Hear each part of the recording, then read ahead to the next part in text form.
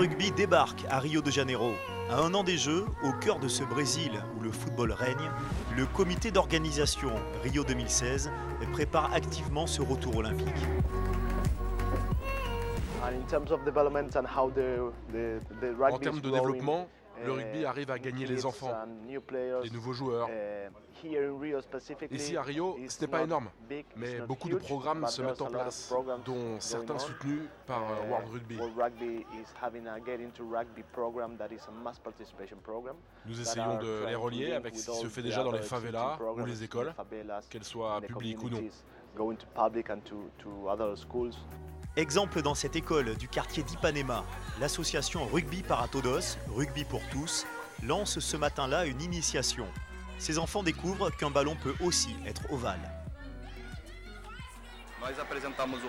On essaye d'avoir une approche très ludique de ce sport parce que les élèves n'ont jamais vu de rugby de leur vie, leurs professeurs non plus, ils ne connaissent pas ce sport. Sur les 20 élèves que l'on a vus, il y en a 5 qui vont intégrer le projet Rugby para Todos et il y en aura 1 ou 2 qui vont faire de la compétition et intégrer un club.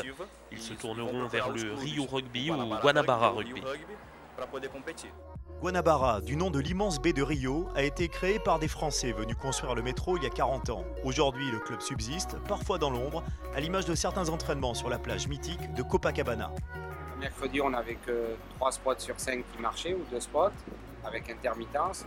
Donc c'est une réalité qu'on a aujourd'hui à Rio, c'est qu'il y a beaucoup de coupures de courant. On ne sait pas si c'est lié à ça, mais du moins cette année, on a moins de lumière sur la plage de Copacabana. Comme il n'y a pas de terrain de rugby ici à Rio, il faut s'adapter. Donc souvent, on a créé un système qui vient se clipper sur les buts de foot. Et du coup, on clippe nos poteaux. On a fait des vrais barres en fer qui reproduisent presque à l'identique la réalité européenne ou mondiale du rugby. Le Brésil compte 60 000 licenciés, une communauté minuscule dans ce géant de 200 millions d'habitants. Pourtant, la légende Vaissalé Serevi était à Rio le mois dernier. Le Fidjien participait à une démonstration afin d'attirer et d'habituer les jeunes Brésiliens. Ils jouent beaucoup au foot, donc ils ont ces qualités. Ils aiment les espaces et savent les utiliser assez facilement, que ce soit les garçons ou les filles. Ils comprennent vite comment courir avec le ballon. Ils sont très rapides sur le sable et savent se rendre insaisissables, comme n'importe quel bon joueur de rugby doit savoir faire.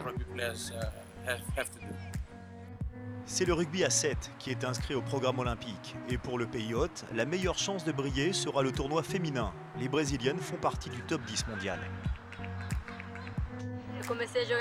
J'ai commencé à jouer au rugby à 10 ans grâce à un programme social. J'ai commencé avec des garçons puisqu'il n'y avait pas d'équipe filles.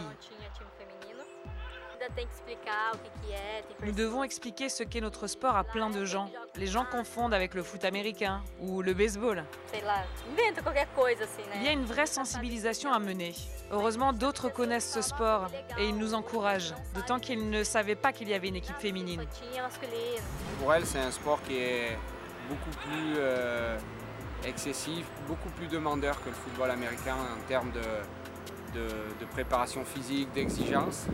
Et je pense que c'est ce qui leur plaît parce que c'est des filles qui aiment vraiment le sport. Là aussi, les associations ont un rôle à jouer. Laurent Javerzac, ancien joueur de Fédéral 1, a créé Rugby de Poussière à Lormont près de Bordeaux. Il est venu à Rio apporter son expérience, une initiative fondamentale pour que le rugby carioca continue de grandir après les Jeux. Lié, entrée. Si on met les 3 avec une force ici, on va être plus efficace que un là, un là, un là. Ce qu'il faut qu'elles essayent de faire, c'est qu'elles aient vraiment le dos le plus plat possible. Tu vois, par exemple, elle a le dos qui fait, voilà, qui fait ça. C'était pas la première fois qu'on a fait des mêlées, mais c'était la première fois qu'une personne est venue nous parler, nous enseigner des mêlées. Ça fait que les mêlées est un truc difficile pour nous. Par rapport aux Jeux Olympiques, ils sont assez intéressés par le rugby à 7, surtout le rugby féminin, parce que l'équipe nationale féminine a un très très bon niveau. Mais c'est un investissement qui est surtout fait au niveau de la tête, quoi, de l'équipe nationale. Donc là, il y a une structure, il y a un centre de formation avec 30 filles toute l'année. Mais après, ça ne redescend pas jusqu'à la base. La fédération et les clubs sont obligés de se débrouiller, à trouver des sponsors, à trouver les joueurs, à aller proposer des projets pour aller chercher ces joueurs, parce qu'aujourd'hui, ici sur Rio, on n'est pas connotation rugby, donc ça c'est notre travail, je dirais, de quasi tous les jours.